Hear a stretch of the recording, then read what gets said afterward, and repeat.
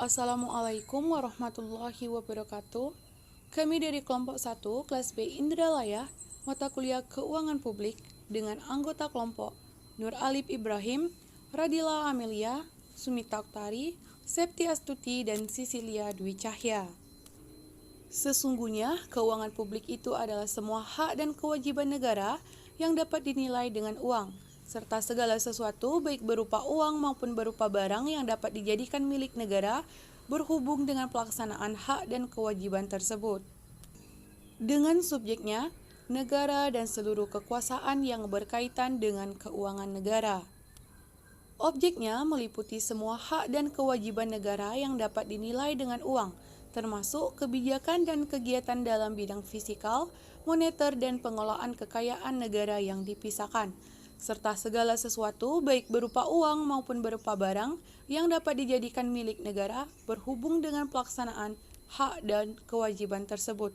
Serta prosesnya mencakup seluruh rangkaian kegiatan yang berkaitan dengan pengelolaan objek sebagaimana yang telah disebut di atas, mulai dari perumusan kebijakan atas pengambilan keputusan sampai dengan pertanggungjawaban. Keuangan publik bersumber dari negara, yang artinya pemiliknya adalah negara dan dimanfaatkan untuk kesejahteraan rakyat. Tugas fungsi pemerintah sebagai pengelola keuangan adalah mengatur keuangan publik itu dengan membuat, melaksanakan, mengawasi, mengevaluasi melalui kebijakan baik fisikal, yang artinya kebijakan pemerintah terkait penerimaan atau belanja negara untuk mencapai tujuan-tujuan pemerintah, seperti penurunan ketimpangan dan kemiskinan, serta meningkatkan pertumbuhan, dan kebijakan moneter, yang artinya kebijakan untuk mencapai perekonomian yang lebih baik dengan cara mengatur jumlah uang yang beredar, supaya alokasi, distribusi, dan stabilisasi barang-barang publik berjalan seimbang, sehingga perekonomian tumbuh dan rakyat sejahtera. Pada akhirnya, pengelolaan keuangan publik itu haruslah yang dipertanggungjawabkan oleh pemerintah sebagai pengelola kepada rakyat, sampai pada nilai rupiah yang terkecil, bahkan kepada yang maha memiliki segalanya. Selanjutnya itu, apa itu minyak goreng? Minyak goreng merupakan minyak yang berasal dari lemak tumbuhan atau hewan yang dimurnikan dan memiliki bentuk cair dalam suhu kamar dan biasanya digunakan untuk menggoreng sebagai bahan konsumsi. Kronologi kelangkaan minyak goreng. Pada bulan Agustus 2021 sampai akhir 2021, harga minyak goreng pada umumnya adalah sebesar 14.000 per liter dan mengalami kenaikan sebesar 20.000 per liter.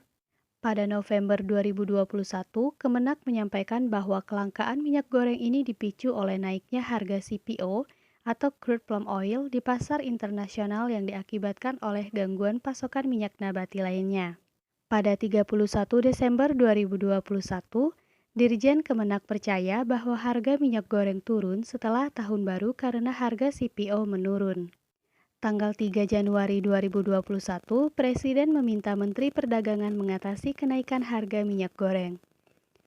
Tanggal 18 Januari 2022, Kemenak memberlakukan kebijakan harga minyak goreng sebesar 14.000 per liter di retail dan pasar tradisional.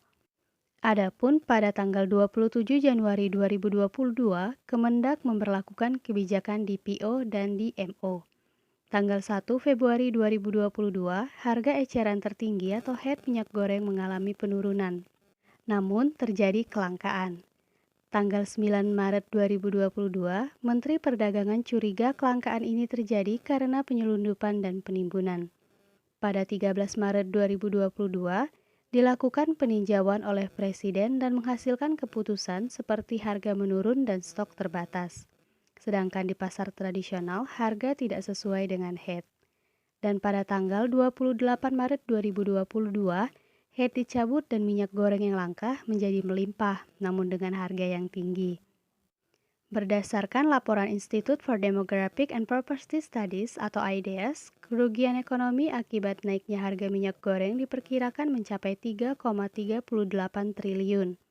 Nilai kerugian tersebut merupakan akumulasi dari dua periode, yaitu pada April sampai September 2021 dan Oktober 2021 sampai dengan 19 Januari 2022. Selanjutnya, di mana sih terjadinya kelangkaan minyak goreng? Dalam sepekan terakhir, minyak goreng menjadi barang yang sangat langka di sejumlah pasar, toko modern, retail yang ada di Indonesia. Meskipun pemerintahan telah memberikan subsidi minyak goreng menjadi 14.000 per liter sejak awal. Namun, kelangkaan tentunya masih ditemui di berbagai daerah, bahkan kota besar. Antrean warga untuk memburu minyak goreng bahkan sering terlihat dan sering terjadi di beberapa supermarket dan minimarket. Kelangkaan minyak goreng diperparah dengan kemunculan kasus penimbunan yang tertangkap mulai dari Makassar hingga ke Sumatera Utara. Berikut 5 daerah langka minyak goreng dan dugaan adanya penimbunan minyak goreng. Pertama, Sumatera Utara, kedua, Lampung, ketiga, Jawa Timur, keempat, Sulawesi Selatan, kelima, Serang.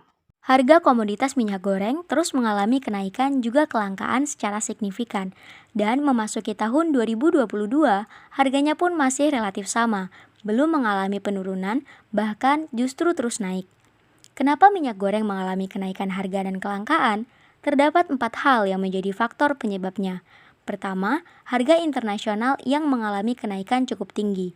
Indonesia adalah produsen crude palm oil (CPO) terbesar. Namun, kondisi di lapangan menunjukkan sebagian besar produsen minyak goreng tidak terintegrasi dengan produsen CPO.